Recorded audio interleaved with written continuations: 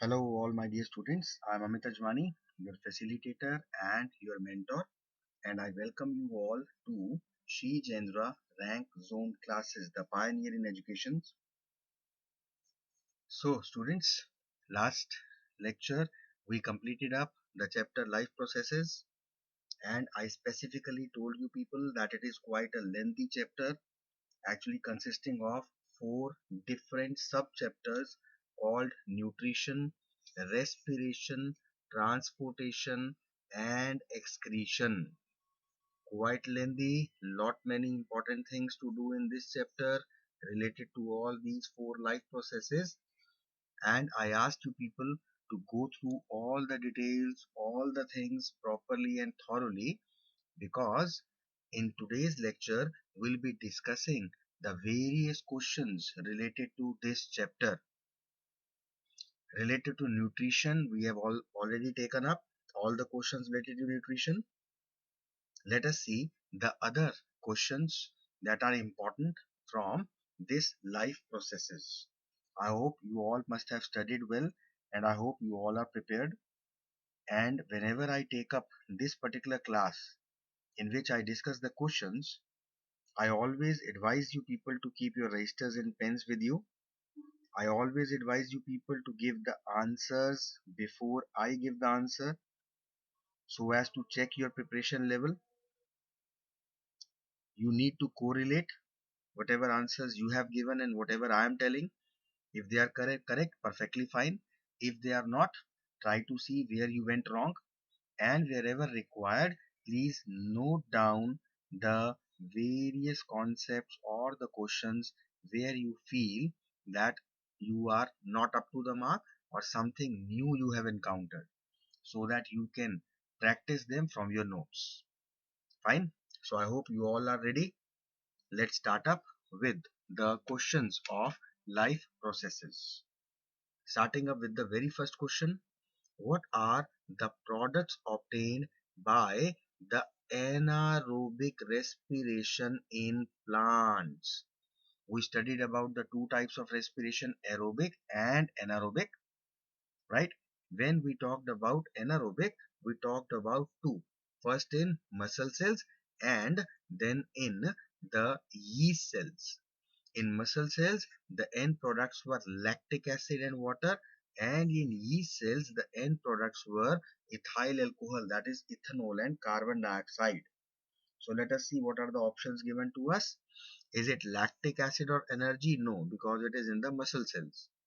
Is it carbon dioxide, water, energy? Obviously not, because these are the end products of aerobic respiration, not anaerobic. Is it ethanol, carbon dioxide, and energy? Yes, it is. Is it pyruvate? No. Pyruvate is the middle product which is obtained in all the types of respiration. When the glucose is undergoing glycolysis in cytoplasm, it forms pyruvate in all the cases. So the correct answer to this first question is ethanol plus carbon dioxide plus energy. Clear? Next question. The breakdown of pyruvate to give carbon dioxide, water and energy. Now, if the end products are carbon dioxide, water and energy, we are talking about aerobic respiration. And where exactly your aerobic respiration takes place? Is it in cytoplasm or the mitochondria or the chloroplast or the nucleus? It is the mitochondria, the powerhouse, the power plant of the cell, where aerobic respiration is taking place, due to which ATP liberation takes place. So aerobic respiration, that is the breakdown of pyruvate to give carbon dioxide, water, energy, takes place in the mitochondria. Okay, coming to the third question.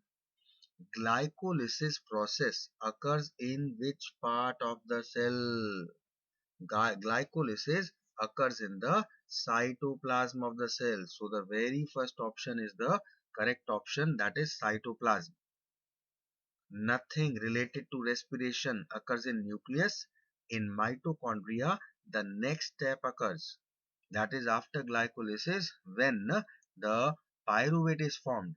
Then, as we have seen in the second question, that this pyruvate will be broken down in mitochondria, and it doesn't take place in chloroplast either.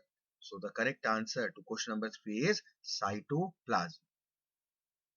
Next, name the substances whose buildup in the muscles during vigorous physical exercise may cause cramps. Now, when we are talking about the muscles, anaerobic respiration in muscles is taking place, and as a byproduct of anaerobic respiration in muscles, we will get lactic acid and energy liberation. The other options are ethanol carbon dioxide. It takes place in yeast cells, not in muscle cells. Carbon dioxide, water energy, it is the byproduct of the aerobic respiration, not the anaerobic. Pyruvate again is the middle product obtained in all types of respirations. Coming to the fifth question. Name the pores in a leaf through which respiratory exchange of gases take place. Do we need to read the options and consider them? No. The direct answer is stomata. These are the tiny pores present on the surface of leaves through which respiration exchange of respiratory gases takes place in leaves. Through vacuoles, nothing. Through xylem, it is water and minerals transported. Lenticles also help in exchange of gases, but these lenticles are not present in leaf. Where are they present? They are present in the bark of the trees, stem. So had it been the pores in stem, then the answer would have been lenticels. Right now the answer is D part, that is stomata. Next, the respiratory pigment in human beings is respiratory pigment, oxygen carrier. Which one is that? Hemoglobin. It's not carotene. In humans, we don't find chlorophyll. Mitochondria is a cell organelle. It is not the respiratory pigment. The respiratory pigment is hemoglobin present in the RBCs in blood, which carries oxygen. That is why it is also known as oxygen carrier. Alright, quite simple questions till now. Next, which plant tissue transports water and minerals from the roots to the leaves? It is xylem. Xylem is the main conducting tissue which transports water and minerals. The option is not phloem because phloem transports food. Parenchyma and collenchyma, they are the simple permanent tissues, not the conducting tissues. So the correct answer is which one? A part, that is xylem. Let's come to the eighth question. The movement of food in phloem is called, is it transpiration, is it respiration, is it translocation or evaporation? The answer is translocation. Translocation is the name given to the transfer or the transport of food from the leaves to the plant body through phloem. Transpiration is the loss of water molecules from the aerial parts of the leaves. Respiration is the oxidation of food to liberate energy. Evaporation is conversion of water into vapors. Right? So the correct answer is translocation. Next question. A blood vessel which pumps the blood from the heart to the entire body. Is it an artery or vein or capillary or hemoglobin? We are talking about the blood vessels. Hemoglobin can't even be a consideration. Now, the three type of blood vessels are arteries, veins and capillaries, and we know that the blood vessels which carry blood from the heart to the entire body are the arteries. Vein have totally opposite transportation. They transport the blood from the entire body to the heart, and capillaries connect arteries and veins. Fine. So it is the function of arteries. 10th question. Name a circulatory fluid in the human body other than blood. Is it platelets or lymph or RBCs or plasma? We are talking about circulatory fluid. So when we studied circulation, we saw that there were two main circulatory systems. One was the blood circulatory system containing blood, and the other one was lymphatic system containing lymph. So lymph is another circulatory fluid which helps in the process of circulation or transportation of various things from one body part to another, rather to heart. Clear? Next question is, name the tube which connects the kidneys to the urinary bladder. Which tube connects kidney to urinary bladder? It is the ureters. These are the two tubes which connect kidneys to the urinary bladder. Urethra is a tube through which excretion of nitrogenous waste in the form of urine takes place. Tubule is present in nephron. Nephron is the excretory unit present in kidneys. So it can't be the right answer. The actual answer is D part, that is ureters. Coming to the next question. In this question, what the examiner is asking you is, which part of nephron allows the selective reabsorption of useful substances like glucose, amino acids, salts, waters into the blood capillaries. So we know that the part of nephron which allows selective reabsorption into the blood capillaries is the tubule, right? The Bowman's capsule and the glomerulus, they also transfer the material but not to the blood capillaries. And ureter is not a part of nephron. So all these three are wrong options. Correct option is option number A, that is tubule. Fine. Next, where is the dirty blood in our body filtered? Filtration unit, excretory units are the kidneys. Lungs are for gaseous exchange, carbon dioxide. Heart is for pumping the blood. Ureter is a tube connecting kidneys to the urinary bladder. No purification or filtration is done in ureters. So it is the kidneys, the excretory organs of our body, where the dirty blood is filtered and all the nitrogenous waste, for example urea, that is removed from the blood in the form of urine. Clear? Let us see the next question. Question number 14. The procedure used for cleaning the blood of a person by separating urea from it is called, now this is an artificial procedure done, and this artificial procedure is dialysis, which is also known as hemodialysis. It's not osmosis, it's not filtration, it is not double circulation.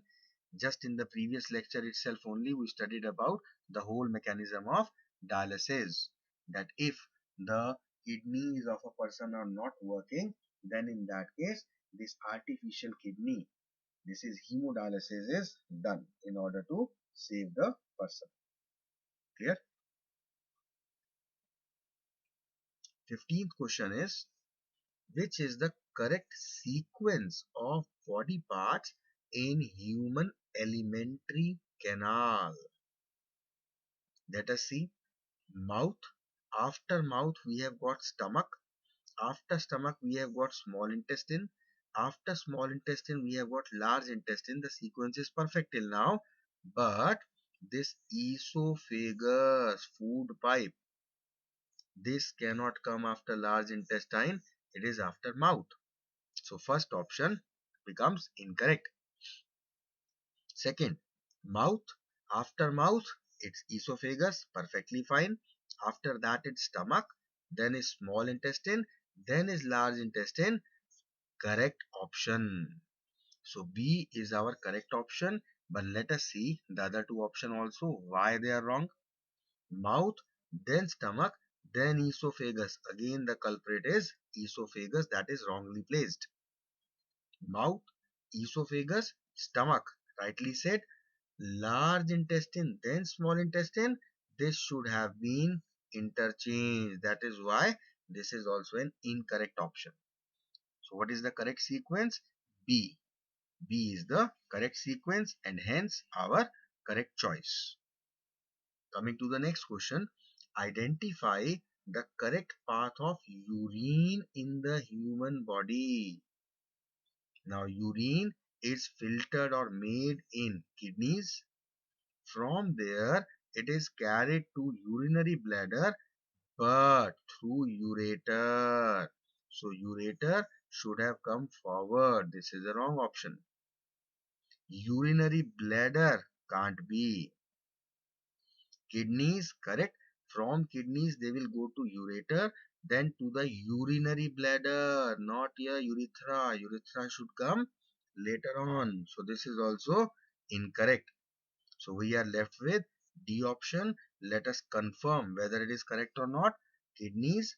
After that, the urine will go to ureters. Perfectly fine.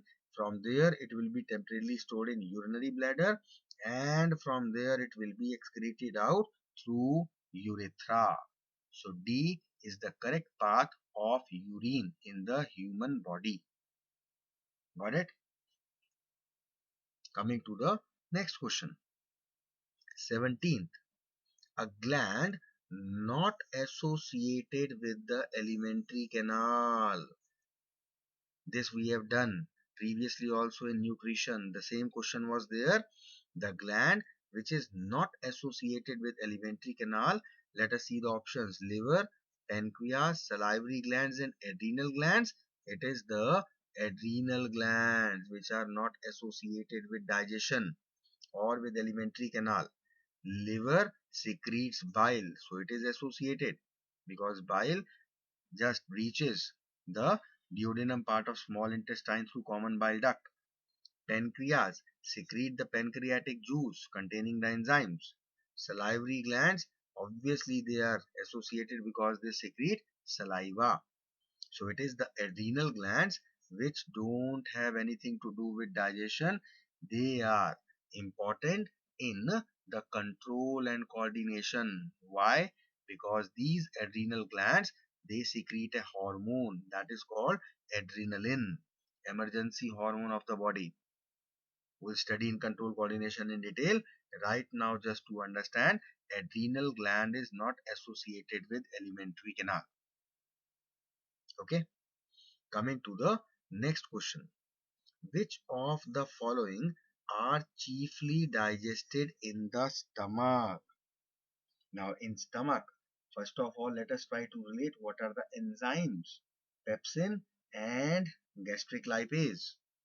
And the function of pepsin is to break down proteins. So proteins are chiefly digested in the stomach. Carbohydrates are digested starting up in mouth, then no digestion of carbohydrate takes place in stomach. It will be directly digested now in small intestine. Lipids, they start in stomach, but mainly they are just broken down in small intestine. Fats, they start up with the secretion of bile in the duodenum of small intestine. So in stomach, it is chiefly the proteins which are digested with the help of pepsin, an enzyme which breaks the protein molecules into smaller peptones molecules, right? Next, large intestine in man mainly carries out absorption or digestion of fats or assimilation or digestion of carbohydrates. No digestion whatsoever takes place once the food passes the small intestine and enters the large intestine. In large intestine, it is the absorption of water that takes place.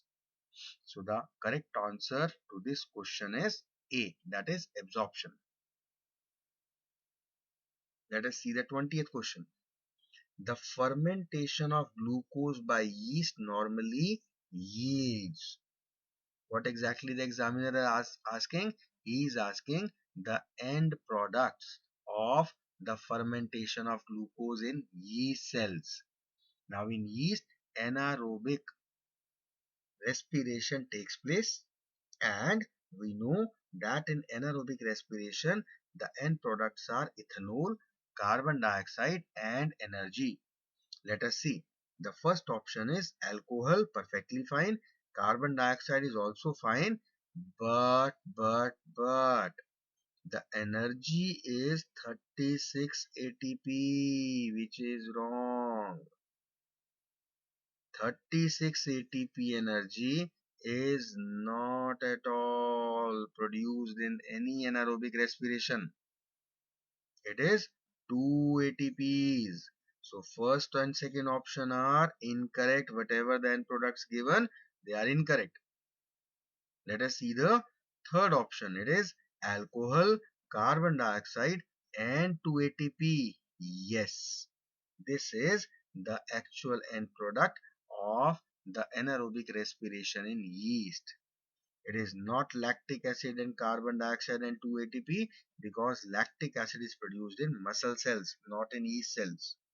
So the correct answer to question number 20 is C. Fine. Now, just a pause for a minute and a simple straightforward question which you yourself are going to reply to yourself only, not to me, because I will not be able to listen to you. It is the one-way channel going on between you and me right now. How many questions out of 20 are correct? If the answer is all, full, 20 out of 20 are correct, very good. If one or two are wrong, maybe you are a bit casual or careless while preparing or while giving answers. And if more than two are wrong, then, then what?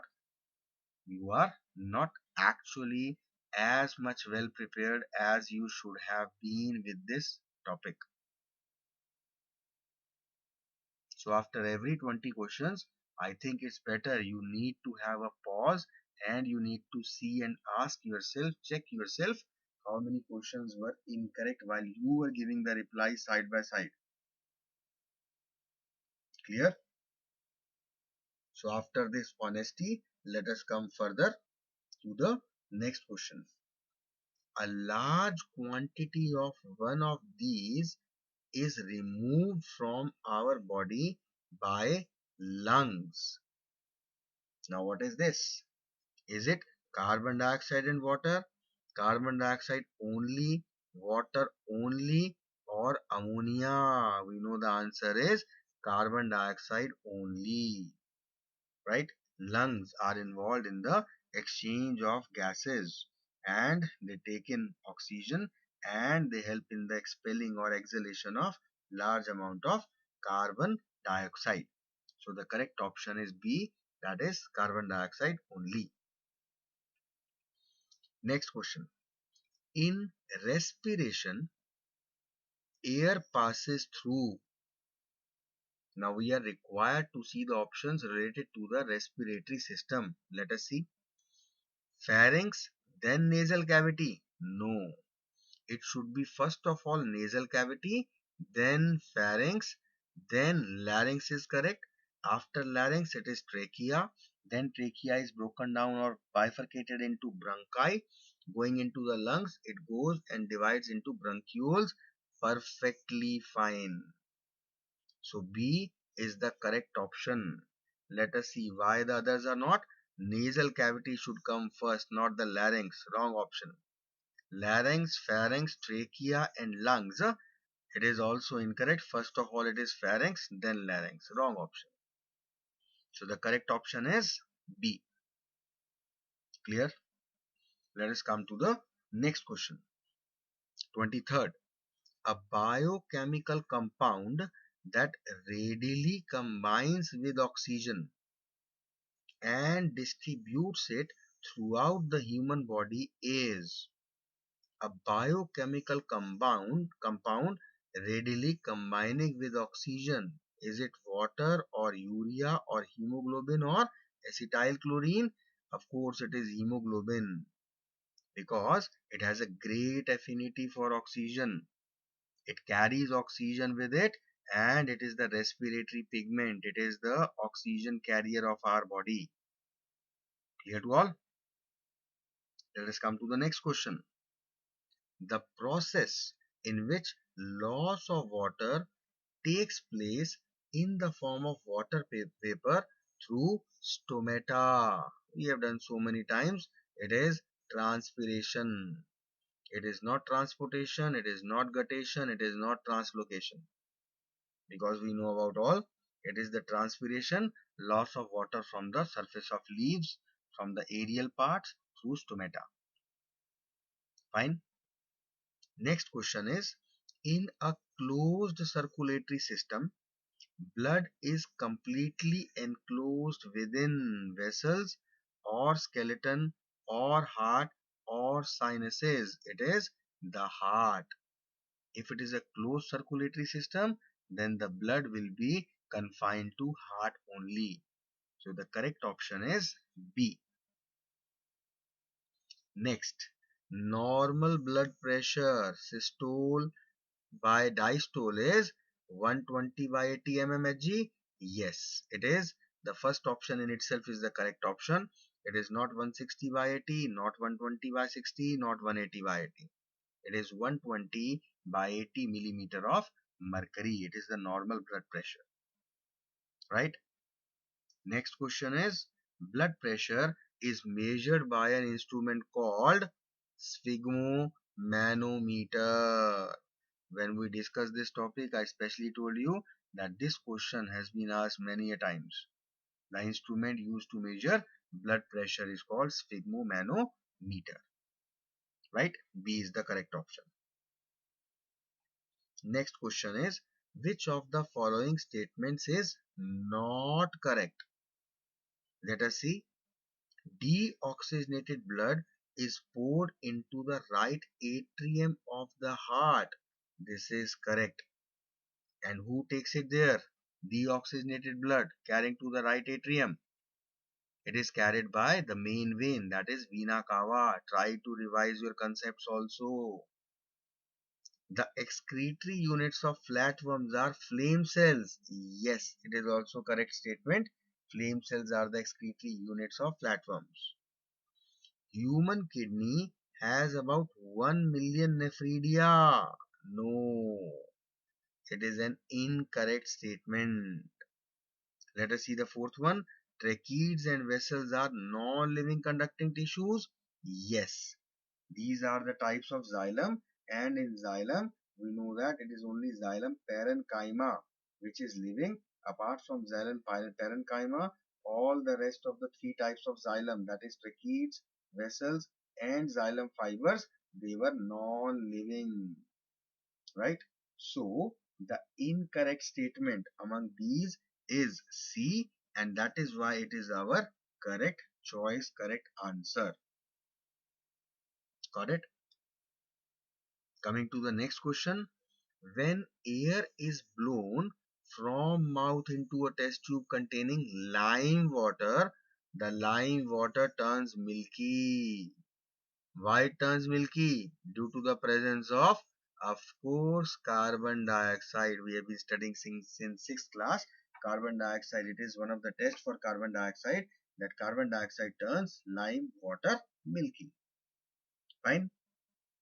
Next question. The filtration units of kidneys are called ureters, neurons, urethra, or nephrons. Nephrons. These are the filtration units or the excretory units of kidneys or of our body. Ureters are the tubes which connect kidneys to the urinary bladder. Urethra is a tube through which the urine is excreted out. Neurons, they don't have anything to do with this excretion. These are nerve cells, right, carrying electrical impulses, information. So nephrons are the excretory units. The excretory organs of our bodies are kidneys, and the excretory units are nephrons. D is the correct answer. Coming to the next question. Oxygen liberated during photosynthesis comes from. This also we have done already previously in the nutrition questions. This oxygen comes from the water. There also I explained that during the events occurring during photosynthesis, water is broken down into hydrogen and oxygen. This process is known as photolysis of water, and this oxygen is liberated during photosynthesis. So the source of oxygen liberated during photosynthesis, that is water, not carbon dioxide or chlorophyll or glucose. Clear? Just a second, let me bring it to the right question. Fine. Let us see question number 32. The opening and closing of stomatal pore depends upon, so many times this question has been repeated. It depends upon oxygen or temperature or water in guard cells or concentration of CO2 in stomata, water in guard cells. I think by now you must have crammed up all these type of questions. Totally embedded in your brain. They should be. Next, the breakdown of pyruvate to give carbon dioxide, water and energy. Once again, anaerobic respiration, and it takes place in cytoplasm? No. Chloroplast? No. Mitochondria? Yes. Nucleus? No. Aerobic respiration takes place in the mitochondria, the later half, Krebs cycle, that takes place in the mitochondria of the cells. Next question. The xylem in plants is responsible for, what is the function of xylem? Transport of water or transport of amino acids, transport of food or transport of oxygen. It is transport of water and the dissolved nutrients. This is what xylem conducts from the roots to the plant body. Got it? Let us see what the examiner is trying to ask in question number 35. The phloem in plants is responsible for, phloem is responsible for translocation of food. It's not involved in transportation of oxygen. It's not involved in transportation of water, that we have just seen the function of xylem. Not involved in the transportation of amino acids either. It is the translocation of food that takes place through phloem from the leaves to the plant body. Let us see the next question. The kidneys in human beings are the part of. Now I don't think you can get simpler question than this. Kidneys are a part of excretory system or circulatory or respiratory or nutrition. Obviously it is a part of excretory system. Fine.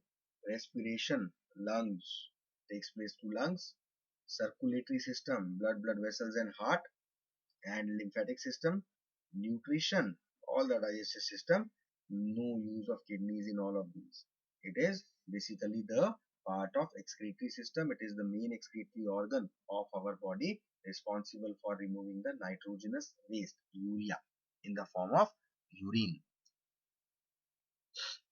Next question is, site of light reaction in photosynthesis is it stroma, is it grana, is it stroma lamellae, or both B and C? It is both stroma lamellae as well as grana. So we will mark the correct option to be D. D is the correct option. That is, the site of light reaction in photosynthesis is both stroma lamellae as well as grana. Clear to all? Coming to the next question.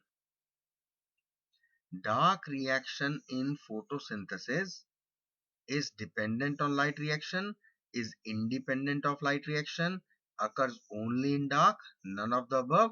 The correct answer, we have already seen this question, I suppose. It is dependent on the light reaction because of the ATP and the NADPH. Clear? Next question states that which gland releases HCl and pepsin in stomach? Pancreas? No, they liberate pancreatic juice. Liver, no, they liberate bile. Gastric glands, yes, because they are present in stomach, they will liberate HCl and pepsin. Salivary gland, no, because they are present in neck, they do not secrete HCl and pepsin, they secrete saliva. Next, basic functional unit of kidney is neuron or capillaries or nephron or none of these. Functional unit, excretory unit, all are nephron. Whichever language is being used, kidneys, units, it's the nephron. Okay. Next question. Wow, again it is repeated. Blood pressure is measured with an instrument called sphygmomanometer.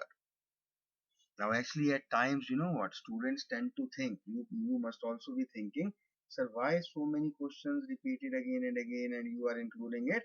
Basically, these questions are those which have come during various examinations in various years. And in order to mark their relative importance, we include them so that you should be able to relate that these questions have been asked in various different examination papers in different years. So the more a question is repeated, the more important it becomes. Here, next question is lactic acid accumulation occurs in muscle due to, is it aerobic respiration? No, because the end product of aerobic are carbon dioxide, water and energy. Is it fermentation? No, fermentation takes place in yeast cells in which ethanol is the byproduct. Is it anaerobic respiration? Yes, it is. None of these. No, because anaerobic is the right answer. Please try to relate the difference between fermentation and anaerobic. Fermentation is also a type of anaerobic respiration, but fermentation specifically refers to the anaerobic respiration taking place in yeast. Got it? So that is why we have not chosen it to be our answer, because the end products of fermentation are different. They are ethanol and carbon dioxide, not the lactic acid. Next question is, in higher mammals, in the transport of oxygen, hemoglobin plays an important role. Yes, it is the oxygen carrier. It is the respiratory pigment. The metal associated with hemoglobin is magnesium, manganese, iron or copper. It is iron which is associated with hemoglobin, and if there is any deficiency of iron, then in that case we have a disease called sickle cell anemia, in which the RBCs, they become sickle in shape just like sickle, and due to this their oxygen carrying capacity reduces, right? So it is iron. Next question is, which one of the following binds with hemoglobin irreversibly? Now this is quite important question. The correct answer is carbon monoxide. This has a great affinity with hemoglobin and it combines with hemoglobin to form carboxyhemoglobin, which ultimately reduces the oxygen carrying capacity, and that is why carbon dioxide is considered to be a poisonous gas. It leads to the death of a person. So carbon monoxide has a great affinity and it binds with hemoglobin irreversibly. Clear? Next question number 45 is, the smallest blood vessel in the body is it a capillary or vena cava or artery or vein? We know that the smallest ones are the capillaries, having the smallest lumen. They are very, very thin walled. Arteries and veins are comparatively much bigger than the capillaries. And vena cava is just the main vein. Clear? So the correct answer is capillaries. Got it? Coming to the next question. Question number 46. The tricuspid valve, this is not valve, it's valve, occurs between the, now a bit of misprinting, it is tricuspid valve. We know that the valves are present between the auricles and the ventricles. There are two valves, bicuspid valve and tricuspid valve. And between the right auricle and right ventricle, it is the tricuspid valve. Between the left auricle and the left ventricle, it is the bicuspid valve. So the correct answer to this question is A. That is, the tricuspid valve lies between the right auricle and the right ventricle of the heart. Let us see the next question. Indicate correct statement for man. Okay, let us see what the question is saying. Quite interesting seemingly. Arteries always carry deoxygenated blood while veins always carry, okay, once again misprinting, something is wrong here. Arteries always carry oxygenated blood while veins always carry deoxygenated blood. It is first statement. Next statement is arteries are provided with walls while veins are devoid of walls. This is altogether wrong because it is opposite. Veins have walls, arteries don't have. Arteries always carry blood away from the heart while veins always carry blood towards the heart. This is the correct statement. Venous blood is returned to left auricle. No, the venous blood is returned to the right auricle. Now, the option A was also correct, but when the word always is used, that is the reason why we have to mark it wrong, because we know there are exceptions. Arteries carry oxygenated blood, no doubt about it, but exception is pulmonary artery. So arteries always carry, we cannot use. Similarly, veins always carry deoxygenated blood. No, because pulmonary vein carries oxygenated blood from the lungs to the heart. Right?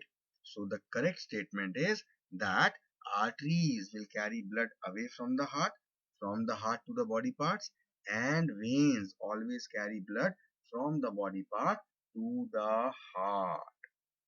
Here we don't have any exception because pulmonary vein also carries blood to heart and pulmonary artery also carry blood from heart. Clear? Let us see the next question. 48.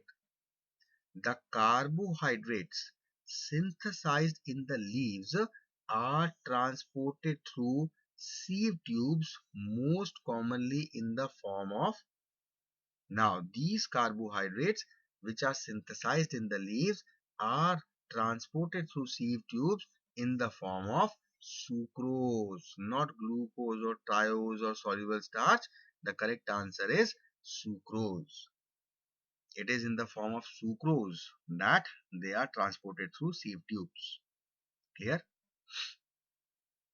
Let us come to the next question. Which of the following is used for determining the rate of transpiration in plants? Now this is basically done using a tensiometer. It is an apparatus, a device which is used for determining the rate of transpiration, that is the rate at which water is evaporated from the aerial parts of the plants through stomata. Right? So it is not porometer, it's not oxanometer, it's not potometer, it is the tensiometer. Make sure you remember it, and if you never knew the answer, please note it down. Tensiometer is the instrument which is used to determine the rate at which water is evaporated from plants. Right? Next, which one of the following is the most common type of transpiration? Stomatal, foliar, lenticular or cuticular? It is the stomatal. The most common transpiration is through stomata. Clear? Question number 51. The mechanism of uric acid excretion in nephron is, good question. It's not diffusion. Diffusion is related to gases. It's not osmosis. It is ultrafiltration. So the uric acid excretion mechanism in nephron is ultrafiltration, through which blood is filtered and uric acid is removed in the form of urine. So B, ultrafiltration, is the correct answer to this particular question. Here, let us come to the next question. Match the following. We have been given the different type of instruments with their uses. We have to match. Now, quite importantly, we need to relate what exactly these instruments are actually. And the uses are given. Now, actually, there are only 4 uses with 4 instruments. So, there is no fifth. It should be fourth. Some misprinting. Let us see what exactly is the right combination. Now, oxanometer is an instrument which is used to measure the growth in the plants. Auxins, you remember auxins? The growth ones, the hormones which are responsible for growth. So, oxanometer is related with the growth in plants. Potometer is related to the measurement of rate of transpiration. Dilatometer is a very accurate instrument which is used to measure the volumes and the imbibition pressure. And sphygmomanometer, we know it is used to measure the blood pressure. So the correct option is D, that A, oxanometer, is related with fourth, that is measurement of growth in plants. Photometer is related to 3, measurement of transpiration. There are different types of photometer actually. Genong photometer and Former's photometer. There are total 4. You don't have to go into that much detail. Dilatometer is basically related with the first, measure of imbibition pressure, and sphygmomanometer, the D option, is related to the second list, that is measurement of blood pressure. Clear? So sphygmomanometer, I'm sure you all must know, but probably most of you don't know about oxanometer, photometer and dilatometer. Make sure that now onwards you know the actual uses of these instruments. Right? Let us see the next question. Which of the following processes keeps plant cool? Is it transpiration or guttation or photosynthesis or translocation? Of course, it is transpiration, because it is the loss of water, and with that water, the excess heat is also evaporated. So that is why the plants, they absorb the heat and they get evaporated. Same as in our body, sweat glands perform the same function. So it is the transpiration which helps the plants cool. Clear? Coming to the next question. The process of escape of liquid from the tip of uninjured leaf or through hydatodes is called. Now, the liquid is not escaping through stomata, so it is not transpiration, it is guttation. What is guttation? It is the process of escape of liquid from the tip of uninjured leaf or through hydatodes. That is called guttation. Try to remember it, okay? Next, body tissue obtain oxygen from hemoglobin because of its dissociation in tissues caused by. Now, the body tissues are obtaining oxygen from hemoglobin. When they will have this particular transfer from hemoglobin to body tissues? When there will be low oxygen concentration, right? And it is also because of high carbon dioxide. So the correct option is A. Low oxygen concentration is also right. Low carbon dioxide concentration is wrong. High carbon dioxide concentration is right. But in the first, we have got both A and B. So rather than giving the option both B and D, sorry, he is writing up low oxygen concentration and high carbon dioxide. So both B and D, this is our correct option. Right? Next question. I'm sure a few of you don't know the answer. What exactly is it? Phenyl mercuric acetate. Now this is a chemical compound which reduces the rate of transpiration. So those who knew it, very good. But those who don't know it, these are the type of questions that you need to note down. These are the things which actually were not covered while we were taking up the chapter. So these are the questions which have been asked out of the prescribed topics that we have done. So kindly note these type of questions, they will be helpful. Just like guttation that we have done. What is guttation? The types of instruments that we have studied about. Similarly, phenyl mercuric acetate, it is a chemical which reduces the rate of transpiration. Clear? Do remember it. Let us see the next question. The principal pathway by which water is translocated in angiosperm is. Now we know that the water is transported through the xylem vessel system. Phloem has nothing to do with water. Sieve tubes, again type of phloem. Sieve cells, again phloem. So if we are talking about water, then water is translocated. The word is used to confuse you. Translocate. Normally, translocation we use for transfer of food. But we need to focus on the water only. It's not the food. So food is transported through xylem vessel system. Got it? Let us come to the next question. Rate of transpiration in a dorsiventral leaf is. Very good question. The rate of transpiration, let us see the option.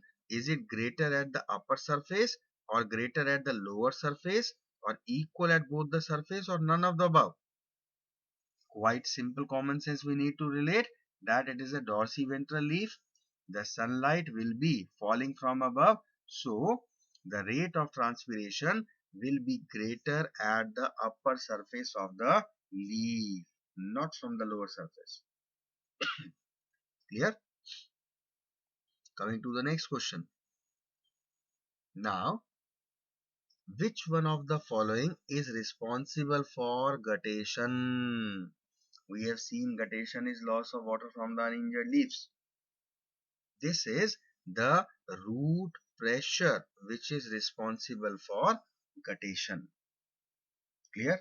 It's not the photosynthesis or transpiration or osmosis. It is the root pressure which is responsible for this phenomena of guttation. Clear to all? Let us see the next question. Which of the following is not produced during anaerobic respiration in unicellular fungus? Talking about yeast, right? In yeast, we know that the byproduct of anaerobic respiration are ethanol. So, it is produced. Carbon dioxide, it is produced. ATPs, 2 ATPs are produced. It is the water which is not produced in yeast as a byproduct. So, the answer is H2O, that is water, option number B.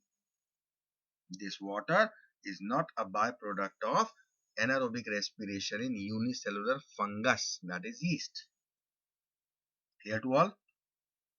So, taking a pause here, lot many questions, almost 60 questions we have discussed.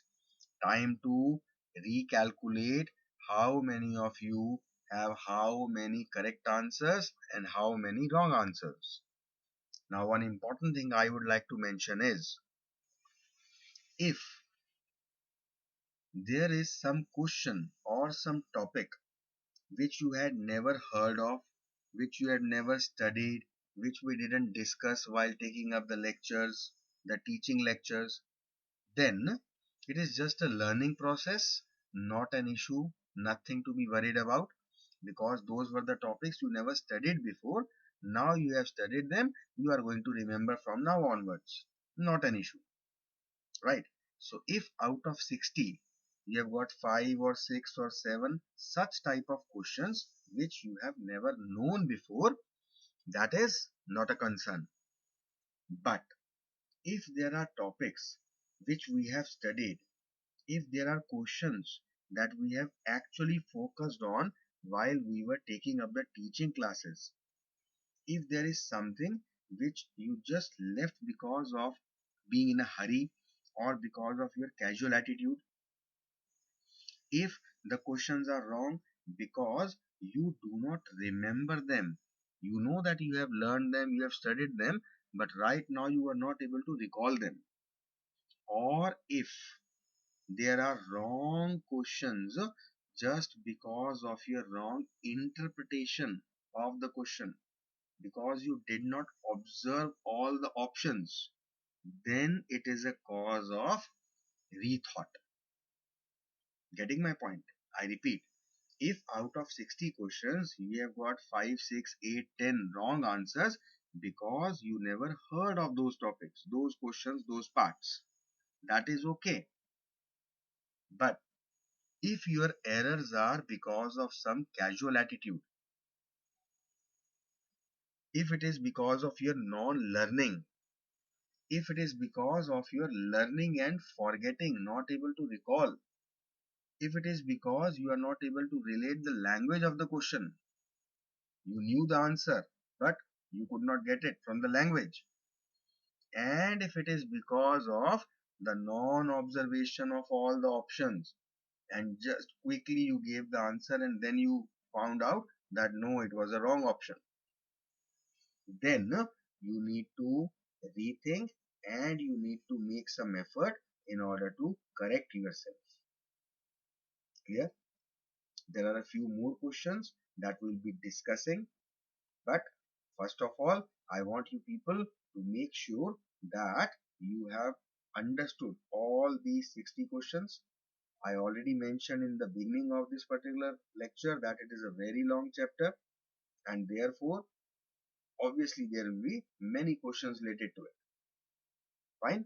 So we'll be taking a pause here, and in the next video, the next lecture, we'll be talking about the rest of the questions related to the chapter. Till then, prepare yourself with all the topics you didn't know and learn all the notes that you have noted down in your register regarding today's class. Right? And if you were overconfident and casual while taking up this particular class and learning, you still have got time. Go back home, take out your books and revise this chapter again, because in the next lecture also we'll be discussing more questions related to life processes. Clear to all? So we'll meet you in the next class. Till then, take care of yourself. Have a good day.